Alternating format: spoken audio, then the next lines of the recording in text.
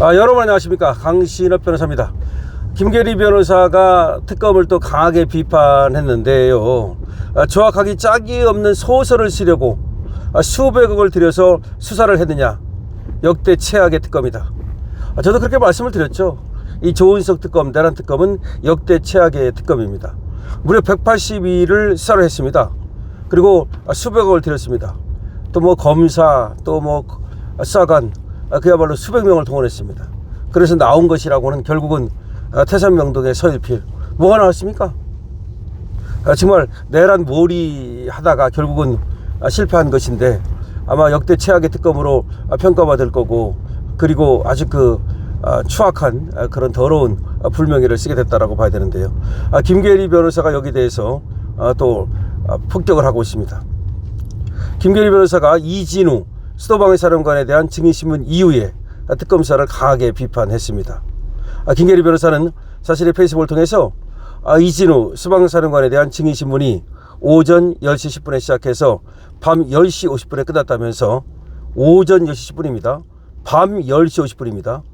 참 뭘 그렇게 증인신문할 게 많은지, 이렇게 그야말로 하루 종일 밤늦도록 신문을 했다는 것인데, 그러면서 이렇게 말했습니다.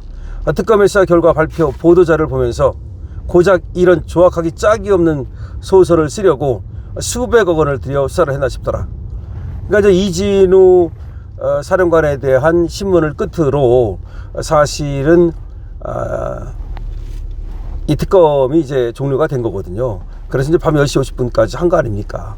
그리고 나서 이제 그 다음에 수사 결과를 이제 발표를 한 것인데, 그 수사 결과 발표를 보니까 도대체 이거 하려고 그렇게 수백억 들여서 난리를 쳤나, 이런 말입니다. 조악하기 짝이 없다. 그리고 소설이다. 이런 말 했지 않습니까? 이게 이제 그렇게밖에 볼 수 없는 것이, 보니까 뭐 추정을 많이 하더라고요. 김건희 여사하고 윤석열 대통령과의 관계도 뭐 추정을 하는가 하면, 그 다음에 또 12월 3일을 택한 이유가 미국 때문이 아니겠느냐, 뭐 이런 식으로 또 추정을 하고, 아니 미국 때문이라는 게 그 무슨 말입니까? 도대체가 11월 5일날 이미 트럼프는 당선이 됐는데, 특검은 뭐 지금 한 달 이후에 그때부터 벌어진 이 계엄을 갖다가 뭐 미국의 어떤 개입을 피하려고, 미국의 어떤 감시를 피하려고 그때 이렇게 특검을 했다, 12월 3일자를 뭐 그렇게 얘기를 하는가 하면, 하여튼간에 여러 가지가 보니까 뭐 추정에 근거해서 발표를 하고 확실한 건 하나도 없어요. 아마 그걸 갖다가 이제 김계리 변호사도 지적을 하는 거죠. 이렇게 말했습니다. 김계리 변호사는 특검의 수사 결과 보도 자료는 오늘 이진우 증인신문만으로도 반박이 가능하다. 이진우 증인신문만으로도 반박이 가능하다. 이어서 김 변호사는 말이죠, 특검사 전반에 대해서도 강도 높은 그런 어떤 비판을 내놨는데요. 단언컨대 이번 3대 특검은 역대 최악의 특검이 될 것이다. 그들이 저질렀던 위법사항에 대해 조목조목 곧 수사를 받게 되리라 본다. 그러니까 자기들이 이제 수사를 받는 입장이 될 것이다. 이런 얘기입니다. 그런 이진우 사령관에 대한 장시간 증인신문 직후에 공개된 것으로 특검 수사 결과의 신뢰성과 정당성에 대한 법적인 안팎의 논란이 이어질 것으로 보인다. 뭐 이렇게 이제 쓰고 있는데, 결과적으로 김계리 변호사가 얘기하는 거는 이진우 사령관 증인신문에서 또 나온 것이, 이진우 사령관이 그렇게 얘기를 했습니다. 내가 TV를 보고 얘기를 한 것 같다. 그러니까 뭐 끌어내라, 이런 말은 그때 안 들은 것 같다, 이런 말을 했고, 그 다음에 또 뭐 한동훈을 뭐 총으로 쏴서 뭐 그런 말을 들었냐, 그러니까 그런 말은 듣지 못했다라고 얘기를 했습니다. 다만 한동훈에게 이제 배신을 당한 듯한, 나는 배신을 많이 당한다, 그러면서 이제 그 배신자로서 한동훈을 지적했다, 뭐 그 정도 얘기는 했지만, 한동훈을 뭐 총으로 쏴서 이런 말은 자기는 듣지 못했다고 분명히 이진우 사령관은 얘기했고요. 그 다음에 저번에 했던 진술도 사실은 번복을 해가지고, 뭐냐면 자기가 뭐 국회 갔을 때 윤석열 대통령으로부터 끌어내라는 말을 들었냐, 그런 말은 듣지 못했던 것 같다. 다만 내가 나중에 TV를 보고서 그걸 갖다가 혼동해가지고서 뭐 얘기했던 것 같다, 이렇게 얘기를 했거든요. 그 얘기는 뭐냐면, 결국 이진우 사령관 같은 경우도 윤석열 대통령이 뭘 시켰다, 그것이 아니라고 하는 것을 분명히 얘기한 겁니다. 물론 그런 얘기를 했어요. 뭐 술이 많이 먹어가지고 좀 이제 한탄하듯이 하면서 나는 배신을 많이 당한다, 그러면서 뭐 한동훈 이름을 언급했다, 뭐 그거야.